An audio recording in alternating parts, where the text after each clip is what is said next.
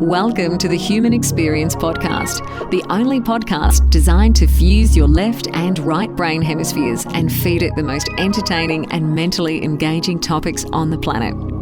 As we approach our ascent, please make sure your frontal, temporal and occipital lobes are in their full upright position. As you take your seat of consciousness, relax your senses and allow us to take you on a journey. We are the Intimate Strangers. Thank you for listening. The Human Experience is in session. My name is Xavier Katana. We've got an amazing program planned for you guys today, so sit back, have a drink, and enjoy this conversation. My guest for today is Dr. Bernardo Kastrup. Bernardo Kastrup is a scientist, philosopher, and author whose work looks at the nature of our reality. He has Ph.Ds. in both philosophy and computer engineering, and has worked in such prestigious places as the European Organization for Nuclear Research and Philips Research Laboratories. Bernardo has authored a number of books, including The Idea of the World, a multi-disciplinary argument for the mental nature of reality. His work has also been published in Scientific American magazine. He has penned a number of academic papers on topics ranging from self-transcendence to brain function impairment. Bernardo, it's a pleasure. Welcome to HXP. Thanks for having me. Pleasure's mine. Bernardo, thank you so much for being here. I know that we had a little bit of a miscommunication on the times. It's very late for you where you are, but I'm really glad that you're here with us today. A lot of really interesting material that you're talking about, but please give us a small introduction to how you got to this, to studying this information, and how you got to this point. Well, my whole life since the very early times has been influenced by science. I've worked at CERN in my youth, as you mentioned, in my early 20s. I have been, in those early days, a sort of materialist by default, because I was just in that environment my whole life, and I never really questioned that view of the world, that there is only matter and mind is sort of a epiphenomenon of certain arrangements of matter, a secondary thing. And then at some point, it was in early 21st century, very early, 19, 18 years ago, I read a paper by David Chalmers in which he talks about the hard problem of consciousness. And basically what he says is, there is nothing about the properties of matter in terms of which we could deduce how it feels to see a color, how it feels to have a bellyache, how it feels to fall in love. There is this arbitrary abyss between the domain of matter and the domain of mind. He called it the hard problem of consciousness. And that sunk in. I really got that, and I realized that our mainstream view of the nature of reality is untenable. And I started looking for a more reasonable alternative. So, it was a question of science. How do you determine the nature of reality? It seems like such a big task. Yeah, it's much more difficult than science. Science is about the behavior of nature. When you do an experiment, you are basically asking nature how it behaves under certain conditions, and nature replies by manifesting that behavior. So by doing these experiments and creating predictive models about how nature behaves, you can develop technology, and you don't need to know anything about how things really are in and of themselves, apart from their behavior. So science doesn't need philosophy, and it has this way of answering questions in a definite way. If you say that the behavior of nature will be A instead of B, and you do an experiment and it turns out to be B, then the question is settled. Now, the nature of reality is something that you cannot ask directly to nature. It's an inferential process. You try to guide your guesses about what nature really is based on internal logical consistency. In other words, you can't contradict yourself in your argument. Based on parsimony, you don't want to postulate all kinds of entities and things that can't be proven. So you want a parsimonious theory of nature. And it has to be empirically adequate. You cannot have a theory about the essence of nature that contradicts nature's behavior as verified through science. So it's a more difficult enterprise. So with science, you're using numbers and math and doing experiments based on the scientific method. And with philosophy, what are you doing exactly? Simplify it for me. Philosophy is a way to think carefully about the hypothesis you put forward, make sure that you're not contradicting yourself in your argument, making sure that your argument is clean. And ultimately, what decides what the best philosophical hypothesis is are those three criteria I just mentioned. You have to be logically consistent, parsimonious, and empirically adequate. Okay, so one of the main points that you mention in your work is what you call the defense of what in the West is called the philosophy of idealism. What is the philosophy of idealism, and how does it relate to reality, the vibrations of a membrane of pure consciousness? Help me understand what idealism is.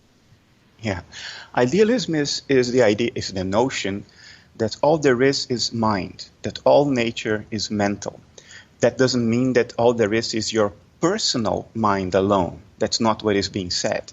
According to my favorite formulation of idealism, the one I have been articulating for a while, there is a world outside, beyond ourselves, but that world is mental. It is of the same nature, of the same essence as our conscious inner lives.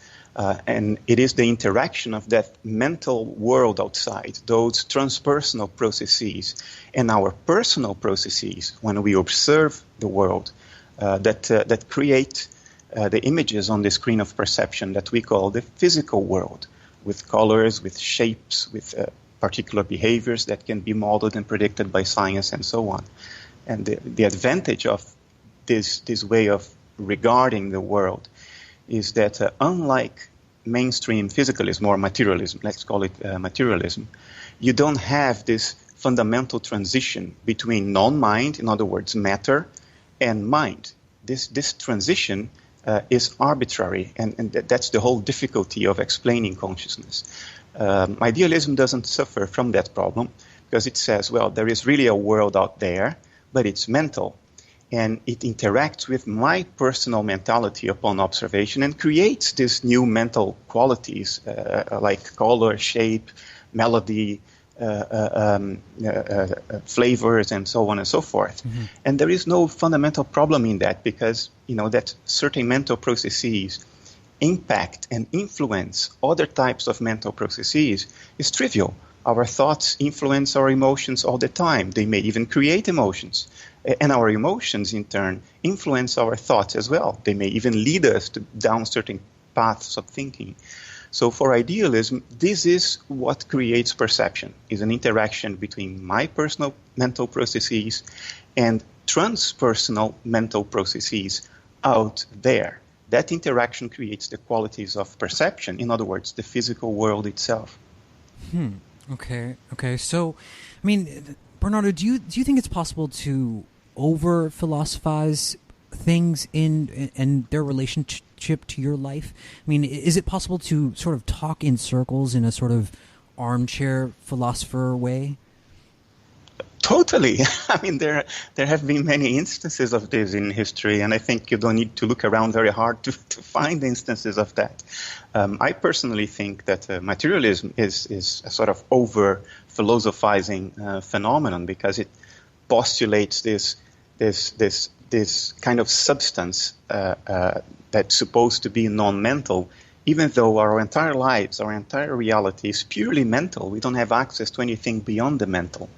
But you can over-philosophize in terms of ethics. You can over-philosophize in terms of metaphysics. You can go down certain rabbit holes that if you are not careful, you get lost in and you never emerge back. Yeah. So, in 2015, you wrote a blog post about how your ideas are sometimes conflated with the notion of panpsychism. Let's define panpsychism for our audience. What is the meaning of panpsychism? I oversimplify it because there are many versions of panpsychism, and it would take half an hour to go through them. So if there are philosophers listening to this, forgive me for not being extremely accurate and precise. But in general terms, panpsychism is the idea that all matter is conscious, that even, strictly speaking, this is called micro-panpsychism, well, never mind.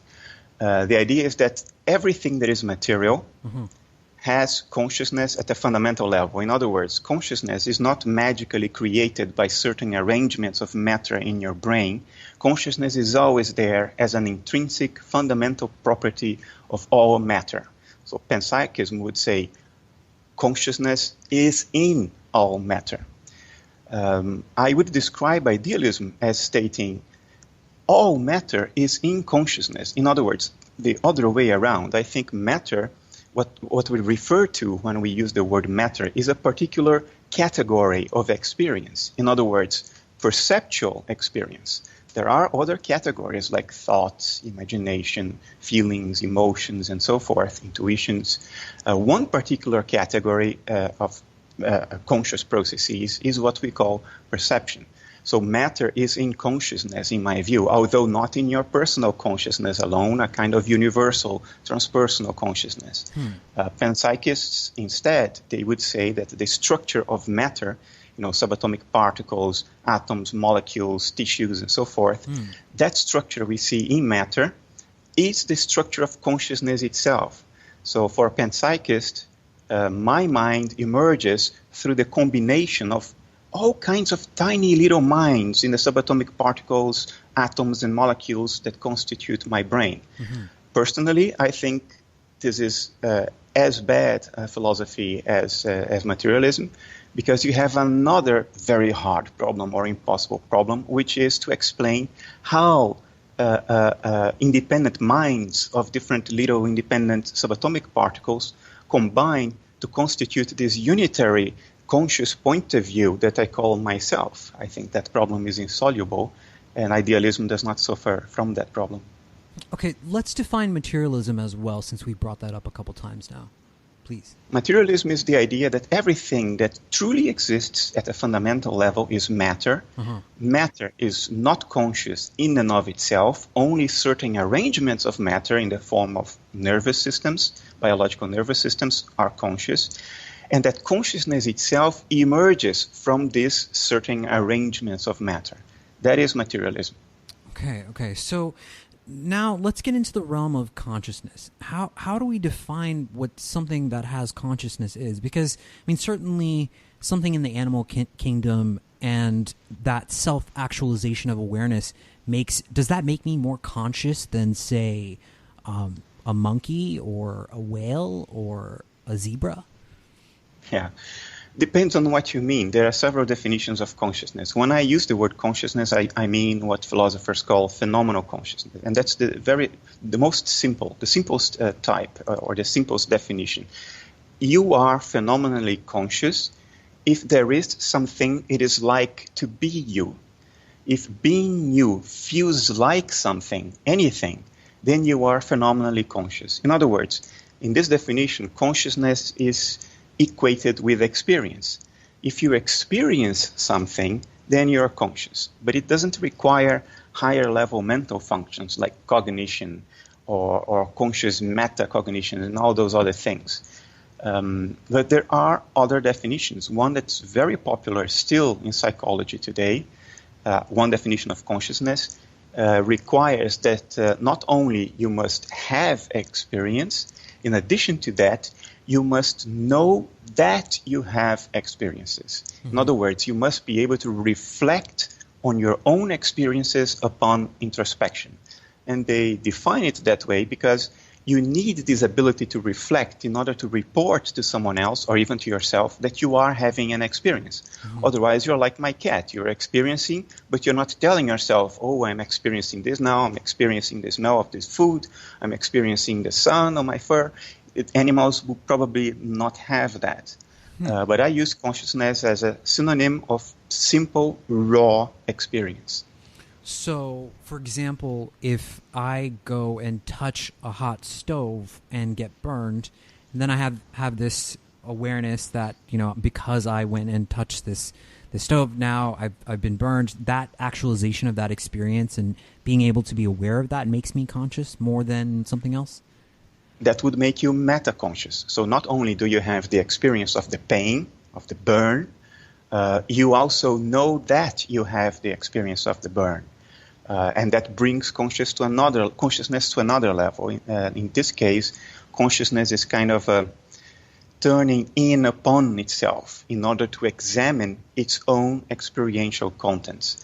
And then you might say, well, that makes me more conscious than an animal that gets burned, feels the pain, but doesn't think about that in terms of a subject that is undergoing that experience. The animal doesn't think of itself in that way. And then you might say, well, it's less conscious. It's up to for choice what one means by more or less conscious. Okay, so when we're establishing different narratives of these sort of fundamental questions of reality, like what am I, what are we, what is the nature of things, is there a God? I mean, these big questions. How do we start to look at those questions in a rational way? I think this is very personal. I think every person has a different motivation, a sort of different angle of attack to approach these questions. For me, these questions have been very fundamental since an early age. What is the nature of life? It's a very strange condition, isn't it? I mean, we are temporary organisms that are constantly fighting the second law of thermodynamics, which says that there should be always increasing disorder, and we construct order through metabolism. It's a very strange condition, and what happens after we die? What guides our ethics? What are the values that guide our ethics, and are they arbitrary or not? Is there a metaphysical basis for all that? I think different people will be interested in different ones amongst these questions and approach it in a different way. For me, the very meaning of life is to ask myself these questions and attempt answers. So if consciousness is something that is independent of the brain, then is it, I mean, what happens at the moment of death? Does consciousness move forward, or, I guess no one can really say, right? Yeah, well, I am not a dualist. I don't think there is consciousness and then there is this material brain that interacts with consciousness in some way. I think that's not parsimonious. I think what the brain is the image, the outer appearance of a certain configuration of consciousness, of certain conscious processes. When they are observed from the outside, they look like a brain or a body. If you look at me, you see a body, but from the inside, it's my conscious inner life. I think my conscious inner life presents itself to you in the form that we call a living biological body. And I think this process that my body is an image of is a sort of a split-off complex or a split-off personality, if you will. An alter is the technical term, of universal consciousness. I think life is the image of a kind of universal dissociation in consciousness, in which consciousness seemingly splits itself off in different co-conscious centers of experience, so to say. I think that's what life is. It's the appearance of that process. And if that is correct, then death is the end of the dissociation. It's the reintegration of your inner life with the inner life of the universe as a whole. I think that my best guess is that this is what happens. Okay. I mean, you mentioned dreams a bit in your work, and I find it interesting that we live this life in dreams, and we wake up and it feels so real, right? So, I mean, what's to say that this isn't just a dream? We're in this sort of dream reality that feels very real, and when we die, we just sort of wake up. Yeah, I think that's a great analogy. I mean, dreams compellingly demonstrate two things. One, it demonstrates that mind alone is perfectly capable of creating this entire scenario that we find ourselves in. It can alone create everything, sense of touch, sense of vision, everything. And I have had a few lucid dreams in my life in which I asked myself, I knew I was dreaming, and I asked myself, is there any way I can tell simply by looking at this dream world around me that it is a dream? Is the resolution worse? Is the concreteness not as high? And every time the answer was no. It's perfectly convincible. It's very compelling. I couldn't tell a difference. I only knew that I was dreaming because of continuity. I knew that I had gone to bed, and I knew that the world I was in was not part of the world where I normally live. Mm-hmm. So that's the first thing that dreams compellingly demonstrate. The other thing that dreams demonstrate is that mind can dissociate itself in two parts, an experiencer and a world that is experienced. Mm-hmm. Because when you're dreaming, it's your mind that's generating the entire scenario of the dream. Sure. You know, the mountains, the sun, the streets, the other people, the buildings, everything is generated by your mind. Wow. But you are dissociated from it in the sense that you don't recognize that part of your mind as your own. You think it's something external that is creating that environment, right, or even a physical world out there. So mind is perfectly capable of not only creating this entire scenario, but also of convincing itself that it is not doing it, that it's something outside. Mm-hmm. And of course, it immediately raises the question, might this be what's happening right now? I think as an analogy, yes, this is what's happening right now. I certainly don't think it is literally what's happening right now. If this is a dream, then it's like a dream of the kind we have at night, mm-hmm, but it's a whole other order of dreaming. Okay, I mean, yeah, because people are having their own interpretations of their experiences, and it all kind of coagulates together, right? I mean, it's moving in this weaving thread of collective experience. So, how do we individuate those experiences and the consciousness of someone else and mine? I mean, how could all of that be connected? Yeah, because this dream is not yours as Xavier.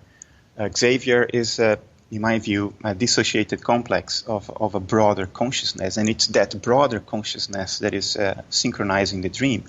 As an idealist, I'm not saying that there isn't anything out there that we all seem to inhabit, something beyond ourselves that we cannot control with our volition just by imagining it to be different and creating this environment where we are all inside. But I think that this thing out there is mental as well. It's fundamentally experiential. And we are immersed in this common ocean of experience, if you will, all interacting with this same common environment of experiences around us, which presents itself to us as the physical world. And because we are all inserted in this experiential milieu, this experiential environment that surrounds all of us, that's the reason why we think we share the same world. And I think we do share the same world, but it's a mental world. Physicality is just the appearance of that world upon observation. And if you allow me to pursue this a little further, sure. There has been very interesting. There is one paper from 1994, a study of the dream life of patients with dissociative identity disorder. It used to be called multiple personality disorder, in which the psyche or the mind of a person splits off into these multiple disjoint identities, mm-hmm, which claim to have different ages, sometimes different sexes, different histories, and so on. Mm-hmm. And the researcher wanted to investigate whether these people dreamed differently. And it turns out that for about a quarter, that's what they could demonstrate, for about a quarter of the subjects of the study, they would have a dream in which different alters of that person, the different personalities, would experience the same dream from a different point of view. So if in the dream you were talking to somebody else, upon waking I would say, well, I dreamed about talking to a girl this age. And then when the other alter assumes control of the person in waking life, the other alter would relate the same dream, but from the other perspective, from the perspective of the girl that the previous one was talking to. Mm-hmm. There is an example in which 6 alters were involved, each one of them experiencing the same dream, the same environment, very consistent, from different points of view. And what this shows, again, sort of compellingly, if you believe this, is that one mind can dissociate into multiple concurrently conscious centers of experience that share the same dream. And yeah, I don't need to pursue this further for you to see where I'm going with this. Yeah. I mean, it's such a puzzle because it seems like we have such little information about how the mind works. I mean, the human visual spectrum is, our ability to see in the visual spectrum is like 7%. So if we're not perceiving everything that's there, how can we determine what the larger picture is? How is there a place where we will ever be able to do that? That's what I'm trying to say. No, I don't think so. No. I think the best we can hope for is to have a theory of nature that is closer to the truth. Can we really get to the truth? Probably not. Because we are inserted within the environment that we want to make sense of. We are not contemplating it from the outside. We are living beings in this universe. It's very difficult to explain the universe from an internal perspective, for the same reason that it's very difficult to explain anything unless you can step out of it and contemplate it objectively. So I don't think we will ever get to the ultimate truth, at least not in life. But I do think we know enough today to have a much better theory of nature, much better metaphysics, if you will, than the metaphysics of materialism. I think the metaphysics of materialism is glaringly untenable, inelegant, non-parsimonious, and we certainly can do a lot better than that already now. And I think that's all we can hope for, but it's already an enormous step, because the implications of idealism contrasted with materialism can lead us to live life in a very, very different way than we do today. Okay. So let's get into that. Let's get into how this can change or affect the way that we live our lives. I mean, what are some of the practical ways in which we could apply some of these philosophies and our understanding of the nature of reality to our everyday life? Well, if you are a neuroscientist and you are doing a brain scan of a subject, and the subject is having experiences, and you're scanning the brain of that person. So the neuroscientist will see just patterns of brain activity. But the subject itself is living an inner experience, which can be very significant. And the correspondence of that, from the neuroscientist's perspective, is just some patterns of brain activity. If idealism is correct, then the physical world around us, the entire inanimate universe, is like that brain scan. It is also the outer appearance of the entire universe's inner life. And if that is true, then everything we see around us has a meaning. It's not the end. It's not the way it simply is and you stop there. No, it's pointing to something in the same way that the patterns of brain activity of a person correspond to the person's inner emotions, feelings, imagination, intuition, and so on. Mm-hmm. It's an indication. It's pointing to that inner life, that brain scan.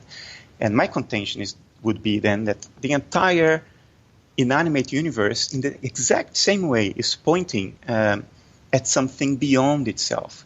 And in that sense, it's symbolic, and it can be interpreted. And life gains a whole new meaning if you start looking upon this way, that life is a story to be interpreted, for meaning to be derived from it. It's very different than materialism, which basically says, well, matter is just what it appears to be. That's the end of the story. It's not symbolizing anything. It's not pointing at anything. It's just the way it is. Right. And therefore, the only possible meaning of life is to accumulate material goods, because matter is all there is, right? Mm-hmm. Sure. It's really fascinating to me. I mean, I wonder about, the brain being this pattern connecting machine. And I wonder a lot about, how much meaning I'm giving to the events around me. And I'm looking at those interpretations. And I try to identify what life is telling me. But most of the time, I just don't get it. You know what I mean? I mean, sometimes I'll get a clue of it and then only to realize it later, okay, this was what it was pointing at. So, I mean, surely you've heard of Carl Jung, synchronicity.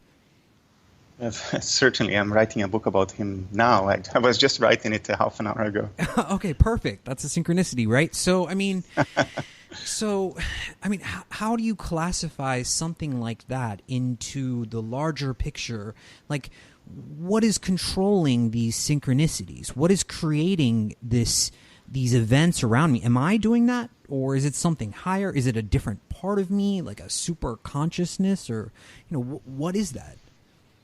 Depending on what you call you, right? What your self-image is, what your sense of identity is. If we identify just with these personal egos, then it's not you. There's something out there, transpersonal, that is coordinating the events of the world. And it may not be doing this in a deliberate or premeditated way. It may be doing it in an instinctive way, in the same way that, according to Jung, the unconscious works. The unconscious for Jung is not a rational planning agency or an agent. It's just unfolding according to certain patterns that are a priori, that are primitives. They are there before anything else, and he called it the archetypes. So the archetypes are the instincts of the collective unconscious, so to say. And if idealism is correct, if what I just explained before is correct, I think it's fair to equate mind at large, this transpersonal mind beyond ourselves, to equate that with Jung's collective unconscious. Mm-hmm. And in that sense, it would operate the same way. You can see it manifesting itself from two different points of view. One, when you're dreaming and you have a deep archetypal dream, what you're seeing is the manifestation of these archaic archetypes. They sort of coordinate the imagery of your dream.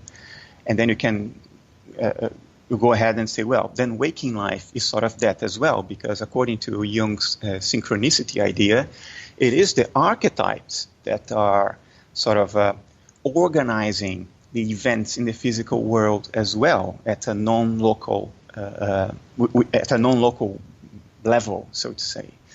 And the way he positions it is to say that we know from quantum physics, and I'm very careful about using this word because it has been so abused, but I'll be precise and rigorous. According to quantum physics, at the most fundamental level of nature is not deterministic. Individual quantum events do not follow necessarily from certain causes. They are random. And the laws of physics begin to apply only at the statistical level. So if you have many events, then at that level, statistically, patterns begin to emerge, which we call the laws of nature. But at an individual event, at that level, it's apparently random. And what Jung and Wolfgang Pauli postulated was that, those apparently random events are not really random. They are being determined by this non-local agency that will unfold according to certain archaic patterns that he called the archetypes. And it's the same archetypes that are coordinating your dream life and even some of your impulsive behaviors, daydreaming, visions, and so forth. Yeah, so in your book, The Idea of the Worlds, you get into near-death experiences, right? Mm-hmm. So can you talk a little bit about some of the commonalities of what these people are experiencing at the moment of death for them? And, can we create a pattern with what they see after they die? I've never had a near-death experience. I've seen many reports. I think it's undeniable that there are common themes. The basic themes of a near-death experience are shared, are common. But the imagery through which these themes are presented varies widely. An Indian might see Krishna, a Catholic might see Jesus, an atheist might see his dead grandfather. The imagery that symbolizes the cairn, the core of the experience, vary. But I think the core, those basic themes, are the same.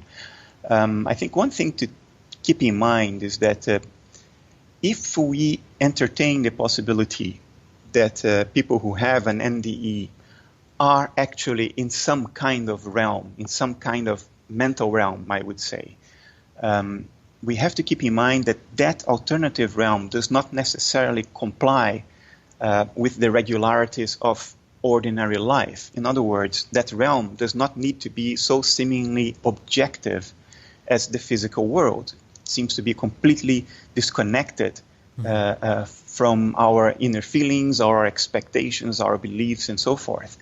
Maybe an NDE realm is not like that. Maybe it does adjust itself to some extent conform to the expectations of the experiencer. In other words, the experience is as much a function of whatever is out there as it is of what the experiencer brings to it. And different people bring different expectations, beliefs, and so forth to the experience, changing it. I think that's basically what's going on. But for me, the most interesting thing is not the NDEs themselves. It is that there is a consistent pattern correlating events in which you have impaired brain activity or brain function with an experience of an expansion of consciousness. This happens with NDEs. You have a cardiac arrest, blood is not circulating in your brain, metabolism will stop in seconds. But you also have psychedelics, which reduce brain activity and leads to a major expansion of consciousness. You have certain breathing techniques that cause you to sort of pass out because you get hyperoxygenation in your blood and your blood vessels in your brain constrict and you don't have enough oxygen in the brain and you pass out. But then you have fantastic experiences of transcendence. People with brain damage suffered during surgery or brain damage suffered in war, they are much more, they tend to have these transpersonal experiences much more than ordinary people who have not been hurt. You have this acquired savant syndrome. The list goes on. Once I wrote an article for Scientific American listing the whole gamut. And to me, that's the most interesting thing, that this widely different phenomena which have only one thing in common, which is that they impair ordinary brain function, that they all can be associated with an experience of awareness expansion. Yeah, I love it, man. It's almost like, you're reading my mind, just because that was the next thing I was going to bring up was, your paper, Self-Transcendence, and correlates with brain function impairment. And I wanted to talk about mystical experiences and how they relate to, and you just said it, but also with psychedelics. Something that I've heard is that, it's as if psychedelics are just removing an aspect of the veil that we've put up ourselves. So it's not like as if they're adding something. It's as if they're lifting a filter that we've ourselves created in our beliefs, in our paradigms, however we see the nature of reality. So, how do you think psychedelics are affecting our philosophical perspective on the nature of reality? Can answer this at two levels. One is pretty vanilla. I think psychologists who study this would not disagree with what I'm about to say.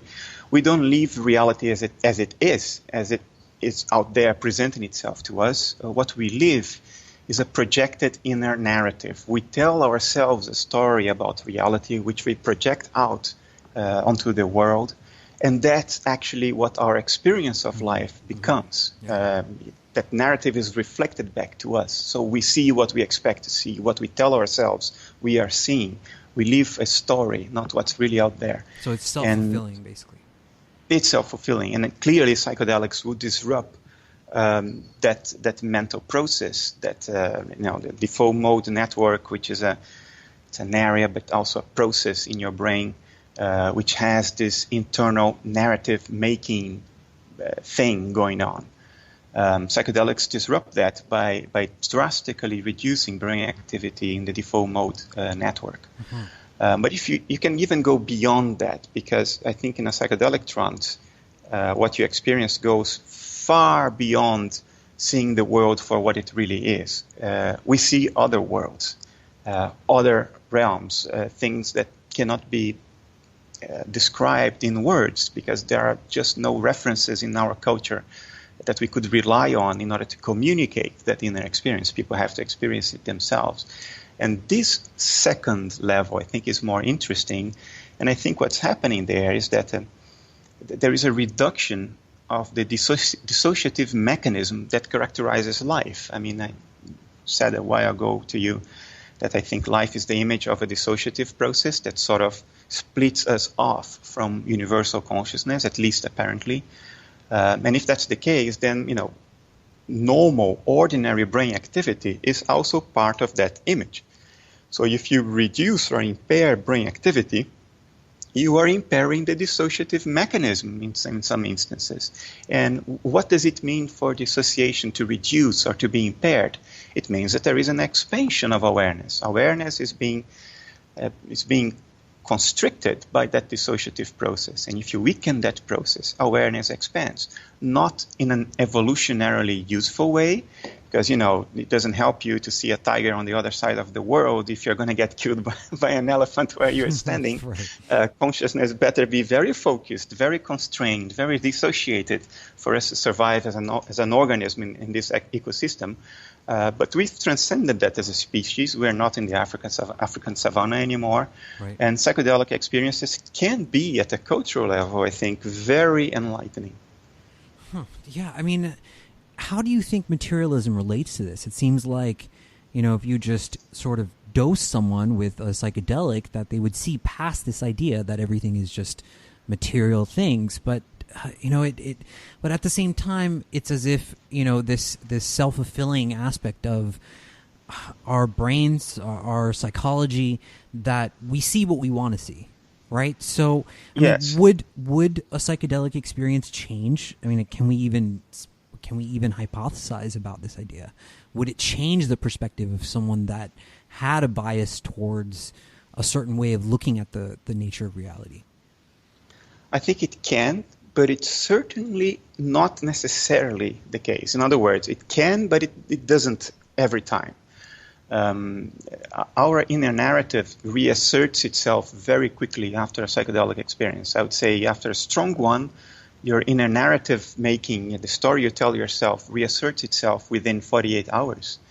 After that time, you will look back at the psychedelic experience and tell yourself, if that's your disposition, you tell yourself, it's just my brain going nuts. And you will not remember anymore the key insights. You cannot hold them in memory because you can't tell yourself what you're experiencing. Mm-hmm. And if you can't tell yourself what it is that you're experiencing, you don't form memories. Memories require this sort of metacognitive link in order for you to be able to. It's the key with which you sort of go back to that drawer and recover the experience. So, and it is a very noisy channel. Psychedelic experiences have a lot of nonsense as well. Before you get to a point where you can say, well, that was really gnosis. I've learned something about the essential nature of reality. Mm-hmm. Before you get there, if you ever get there, there is all kinds of nonsense. There are all these skeletons in your cupboard that come out. Mm-hmm. It is not something that you do once and then it will change everybody into an idealist. Certainly not. No, that's not how it works. It's interesting. I mean, there seems to be this reemergence. It's almost like a psychedelic renaissance of people who are talking more about these mystical states that are generated by these compounds. So, it's interesting to see where the world is in regards to that and where it will be because of those mystical experiences.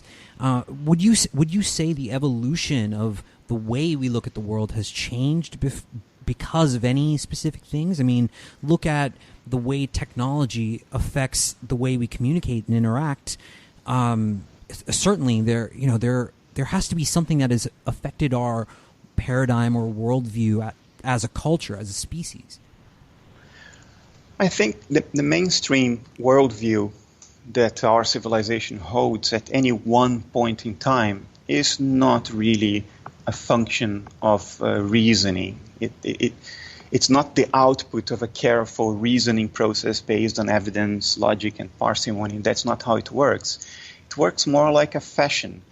There is a certain ethos, a certain zeitgeist in the culture at different points in history, and that is the key determining factor.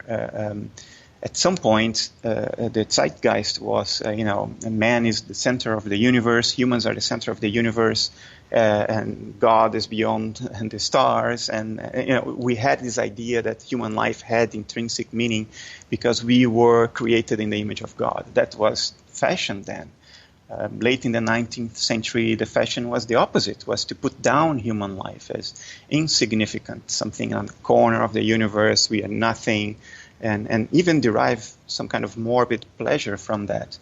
In the 20th century, these fashions changed a lot, and it started with positivism in the early 20th century, and then at some point constructivism and deconstructivism came up.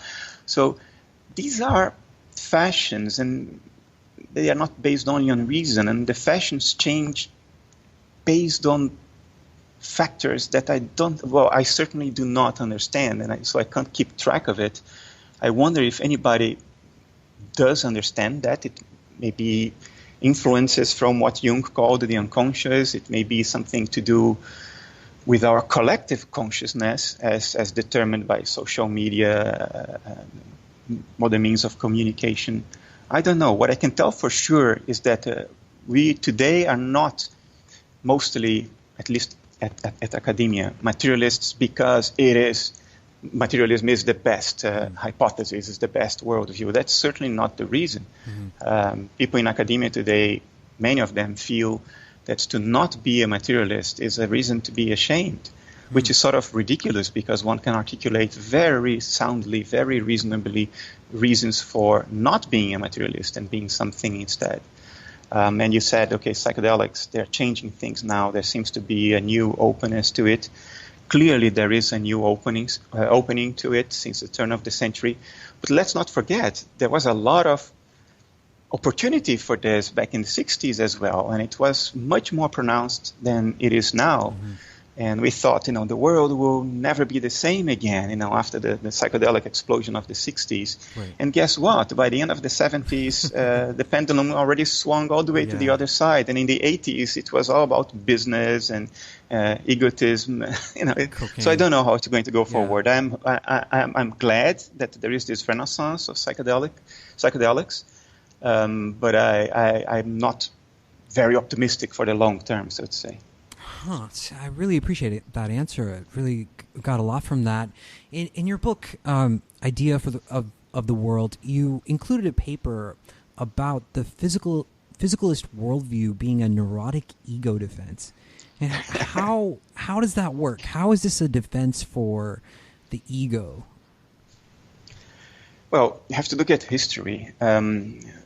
Materialism has been strong in our culture, well, I would say since the 18th century with the Enlightenment, but it has become dominating towards the end of the 19th century. And then you have to put yourself in the mindset of that time.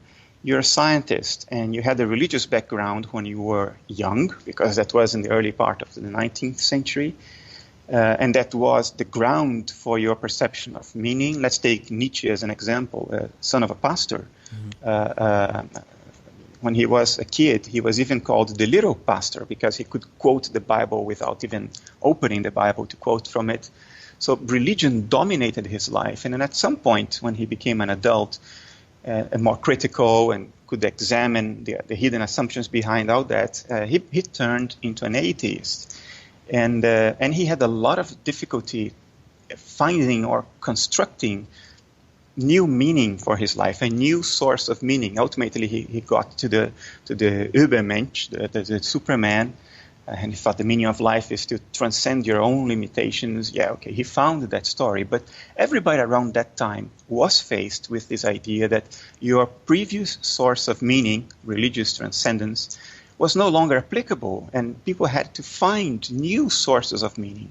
And we know from psychology that if your existing source of meaning breaks down, or you don't believe in it anymore, you would transfer all that longing for meaning to other potential sources.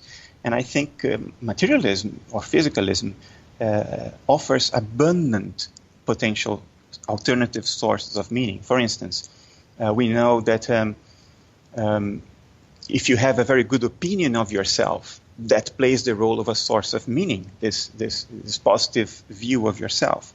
And scientists have that source of meaning available to them through the scientific conquests that they participate in. Or it's also a source of meaning to have the idea that you participate, you're an integral part of something bigger than yourself, which will survive your presence in this planet. So even though you will die and there will be nothing left of you, your presence here will survive in the form of the work you left behind. Science offers that possibility as well. So the psychological phenomenon here is called fluid compensation. Right. You sort of unconsciously move your longings for meaning to other sources. And I think materialism played that role big time from the end of the 19th century onwards. Man, we're on the same page. That was literally my next question. I'm looking at it right now.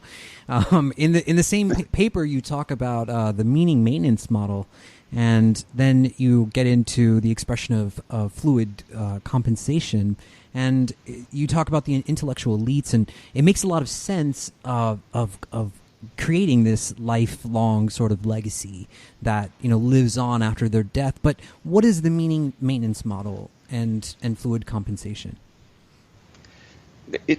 I touched upon it. You have sources of meaning in your life. If you don't have any, then you are depressed, maybe clinically depressed. So we all have, even if we are not directly or explicitly aware of it, we all have certain sources of meaning.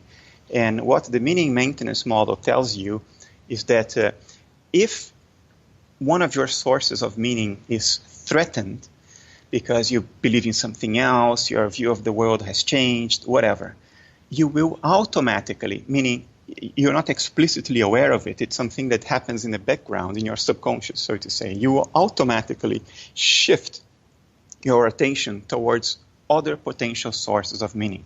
Make no mistake, while in maybe the 16th century, people would derive meaning from the notion that we are the center of the universe and that everything turns around us. Sure. In the 21st century, you can derive meaning from exactly the opposite by saying, you know what, we are nothing, we are completely irrelevant, we don't count for anything, there is no meaning in any of this, and because I know and I'm courageous enough to admit this, I am better than you, because you are not courageous to face the facts in the face. And that is the source of meaning for them. They just differentiated themselves from the others and acquired a positive self-image by telling themselves, I face facts that others don't face. That's fluid compensation in action right there. It's fascinating. I love your explanations, Bernardo. I've really appreciated this time. We've got a little bit of time left.